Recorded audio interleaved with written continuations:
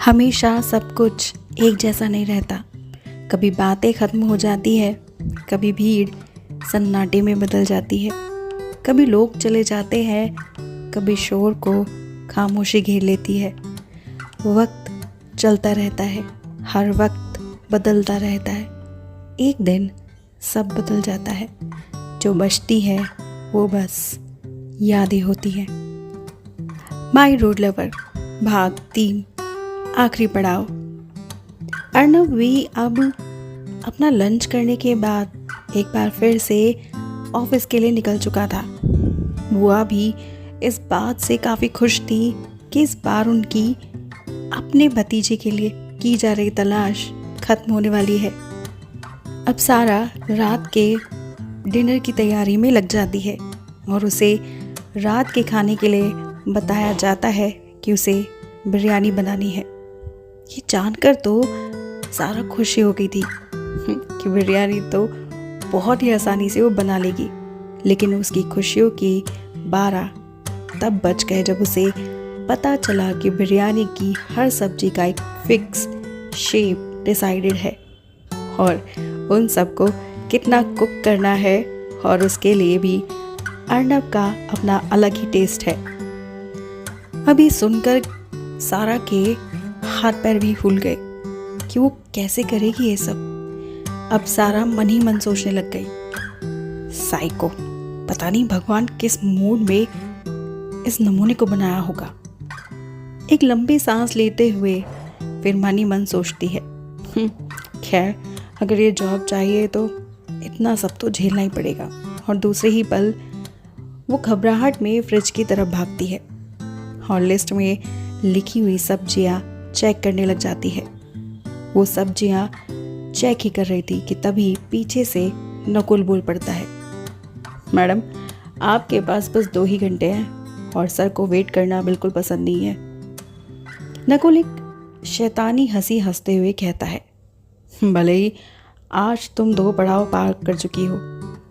अब नकुल सारा के कान के पास जाता है और एक जोर की आवाज़ में कहता है, आखिरी पड़ाव बाकी है। अब तुम इस घर में रहोगी या बाकियों की तरह निकाल दी जाओगी, ये देखने लायक होगा।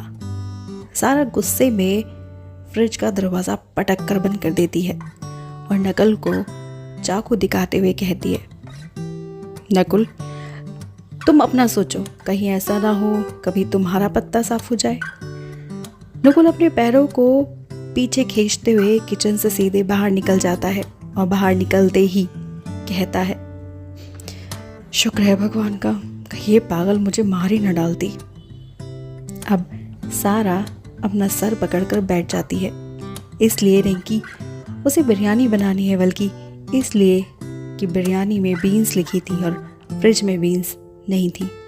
और अभी तक वो बस नकुल को ही अच्छे से जानती थी, जिसे अभी अभी उसने धमका कर निकाल दिया। गुस्से में चाकू को स्लैब पर पटकते हुए और एकदम से बेचारा वाला मुंह बनाते हुए ऊपर की ओर देखते हुए हाथ जोड़कर कहती है, पापा जी बस आज के लिए मेरी मदद कर दो।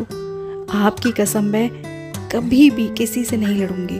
बस एक बार किसी को भेज दो पापा जी, प्लीज़ एक बार, नहीं तो वह हैंडसम खड़ूस मुझे जॉब पर नहीं रखेगा और आप तो जानते ही हो ना मेरे लिए जॉब कितनी ज़रूरी है।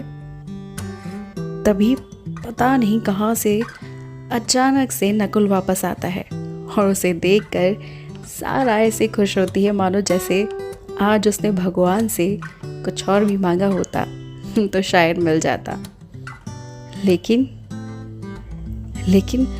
अब बात है नकुल को वो शीशे में कैसे उतारे। सारा धीरे धीरे नकुल की तरफ बढ़ती है और बड़े ही मुश्किल से अच्छे बनने का नाटक करती हुई कहती है, सॉरी नकुल, तुम्हारे साथ ऐसा नहीं करना चाहिए था, मुझे बहुत बुरा लग रहा है, प्लीज़ मुझे माफ़ कर दो। नकुल ज़ोर से हंसता है और सारा के पास जाकर कहता है, वो सब तो ठीक है, लेकिन पहले मुझे ये बताओ कि तुम्हें चाहिए क्या। सारा भी दांतों को पीसते हुई झूठी हंसी हंसते हुए मन में कहती है, बेटा अभी मेरा काम है तो गधे को भी बाप बनाना पड़ेगा। कोई नहीं, आज तेरा दिन है, एक बार मुझे यहाँ आ जाने दे, फिर बताऊंगी। नकुल अब सारा की आंखों के सामने चुटकी बजाते हुए कहता है, मैडम आज कुछ बोलोगी या फिर कुछ मुहूर्त निकलवाऊं, या फिर से तुम्हारा वो चंडी बनने का इरादा है? देखो अगर ऐसा कुछ है तो पहले बोल दो, वैसे भी मैं अपने माँ बाप की इकलौती औलाद हूँ।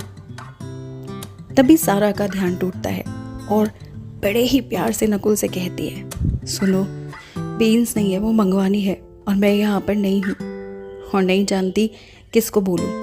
तुम ही हो जो मेरी हेल्प कर सकते हो, प्लीज़ कुछ करो। टाइम रेत की तरह फिसलता जा रहा है, अब मेरी जॉब तुम्हारे हाथों में है।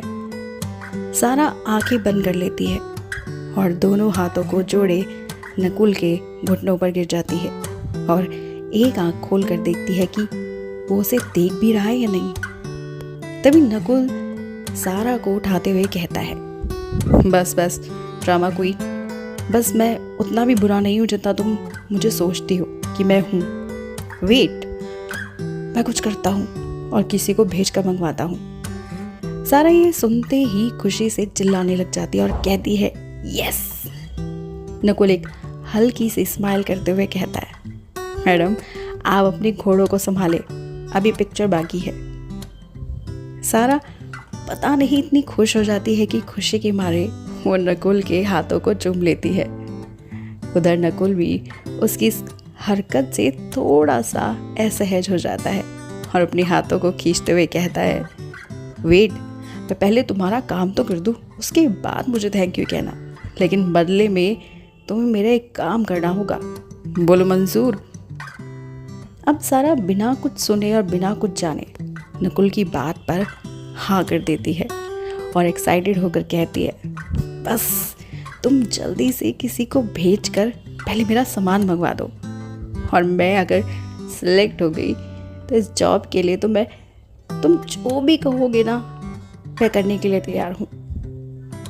सारा नकुल को कुछ बोलने नहीं देती और उसको सीधे किचन के बाहर कर देती है ताकि वो जल्दी से उसकी हेल्प करे और वो जल्दी से हैंडसम खड़ूस के लिए बिरयानी बनाकर बस एक बार पास हो जाए और बस उसे ये जॉब मिल जाए।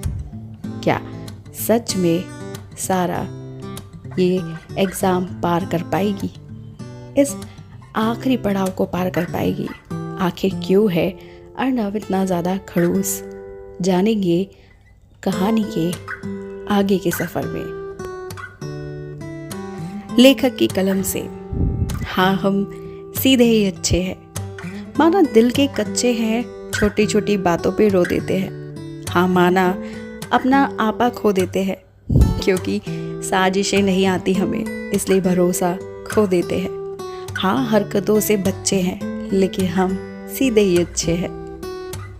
कुल बनने के लिए नशे करने की उम्र में कुरकुरे के ऊपर लड़ते हैं। हाँ बिन गाली दिए झगड़ते हैं। अरे नहीं, हमसे धोखा देकर होशियारियाँ हम एक सच्ची दोस्ती पर मरते हैं। हाँ कुछ ज़्यादा ही दिल के सच्चे हैं, लेकिन हम सीधे ही अच्छे हैं। हाँ नहीं बनाया कोई हम सफ़र पर आया, क्योंकि हमारे माँ बाप ने इसे कभी नहीं सहराया। जिए हैं उन दो शख्सियत की इज्जत के लिए, ना उन्होंने झुकने दिया हमारा सर, ना हमने कभी उनका झुकाया है। भाइयों बहनों के लिए हमारे रिश्ते जचते हैं। हाँ हम सीधे ही अच्छे हैं। सपनों में विश्वास नहीं लक्ष्य बनाया है। पहले माँ बाप फिर देश ने अपने करीबों को गर्व करने का यकीन दिलाया है। किस्मत पे नाज है, हमें पढ़ने का मौका मिला। न जाने कितनी मुश्किलों के बाद ये मौका पाया है, इसीलिए हम सीधे ही अच्छे हैं। नकुल क्या वाकई में सारा की मदद करेगा? और अगर मदद करता है तो बदले में सारा से वो क्या डिमांड रखेगा, जिससे सारा ने बिना सुने ही मान लिया?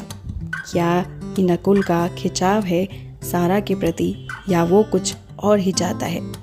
जानेंगे इस कहानी के कुछ खट्टे, कुछ मीठे और कुछ तीखे सफ़र में, सिर्फ और सिर्फ आई रूड लवर।